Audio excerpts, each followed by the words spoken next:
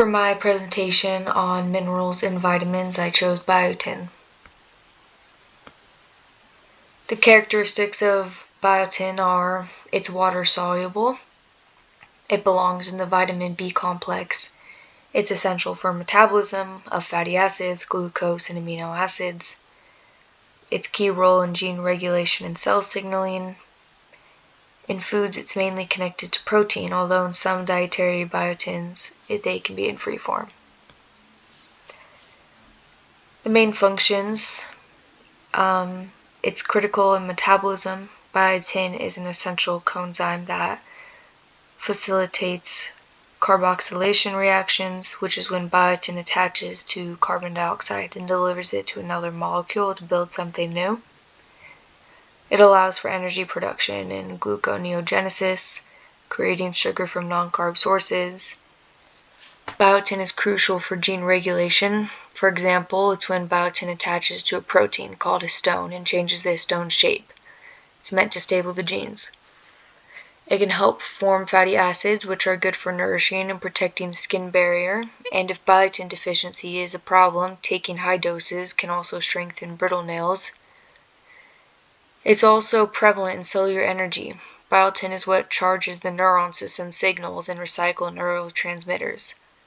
It has anti-inflammatory properties in the immune system. Biotin is important in fetal development due to the rapid cell growth. Biotin in food. Eggs. One whole cooked egg provides roughly 33% of daily value. 3 ounces of salmon provides about 17%. Sweet potatoes are the best plant-based option with 8%. And sunflower and almonds, every quarter cup serve about 9% of biotin.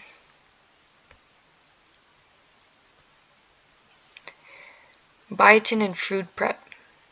It's an overall stable vitamin. It can tolerate heat, unlike vitamin C.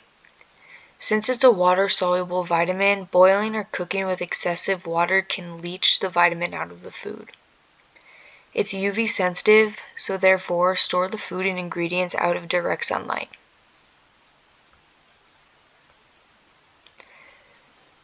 Reputation. Treating hair loss. Fiction. Since biotin is widely known in the beauty world for its skin, hair, and nail benefits, there is little study done to back the evidence that biotin can have any part in treating hair loss, growing longer nails, and glowy skin. With no up-to-date trials and studies, selling biotin for beauty purposes is considered a marketing claim. Interference in lab tests. Fact. Whilst biotin as a supplement can interfere with lab test results that may go unnoticed, the FDA has issued a safety concern that warns consumers and healthcare providers that biotin may disrupt lab results. One of the main tests is for thyroid hormones, HIV, vitamin D, and troponin that helps test for heart attacks. It can also interfere with treatment plans that can lead to being very dangerous. Many physicians still haven't changed their practice since the FDA released the warning, possibly putting many patients at risk. Medical uses. Labs test with biotin because of its ability to bond with specific proteins. Biotinidase deficiency is where the body can't process biotin, whether that's releasing it from food or recycling it. Treatment is lifelong oral doses of biotin supplements. Malabsorption issues is where the body can't absorb biotin. This is usually after surgical removal of the stomach or from short bowel syndrome. The most common disease in biotin is BD, which can lead to hearing loss, vision loss, and developmental delays if untreated. With biotin deficiency, it can lead to hallucinations, coma, and seizure disorders, along with nerve damage that can impair muscle strength and coordination. Some cool facts. Ingesting raw egg whites on a regular basis can create biotin deficiency. It happens when a protein in the raw egg called avidin binds so tightly to biotin that your body can't absorb it any longer. That is only if you ingest a lot of raw egg whites. When biotin was when it was first discovered and studied, it was called vitamin H, and the H stands for German words that translate to hair and skin. In the US, a biotin deficiency is addressed and dealt with by starting from a young age. Newborn screening with the most significant ways for genetic disorders like biotin deficiency.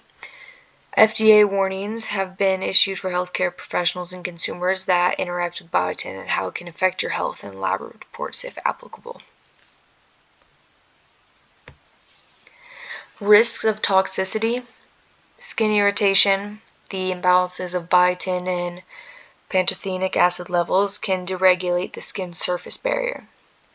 Digestive distress. Ingesting high doses of biotin can lead to stomach cramps, diarrhea, and nausea. Polydipsia and polyuria. Excessive urination and thirst, considering the kidneys have to work harder to process the high intake of biotin. The article, A Survey-Based Study of Physician Practices Regarding Biotin Supplementation, is a physician study regarding their knowledge on biotin and how they recommend it to patients. In the article, it shows knowledge gaps amongst physicians and how majority of doctors don't listen to some FDA warnings. In this case, the warning is about lab tests and how biotin can affect outcomes. While patients who may have cancer are going through hair loss, some doctors might recommend taking biotin to help with regrowth. This is an effective process considering biotin can mess up treatment plans with incorrect results in labs. The problem that is addressed in the knowledge gap is the knowledge gap, and in physicians who choose to update and change their practices to following the FDA warnings. The study is to prove how many physicians know about the lack of evidence with biotin benefits and how dangerous the lab test interference can be. The article is about a national survey-based study.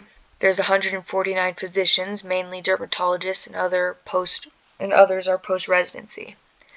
It's a voluntary and anonymous email that is collected and processed to assess biotin practices, knowledge of literature, and lab interactions.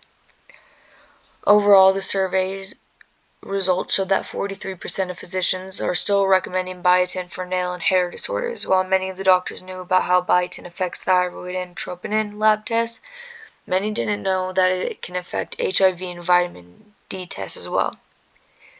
An action failure that some physicians still follow is not recommending patients to stop taking biotin before labs, showing that some are biased and don't take well to change in practice. To apply my findings, I recommend physicians to screen patients for biotin levels, tell their patients to stop taking biotin supplements 72 hours before the lab tests, and the medical and health teams need to take the FDA warnings more seriously.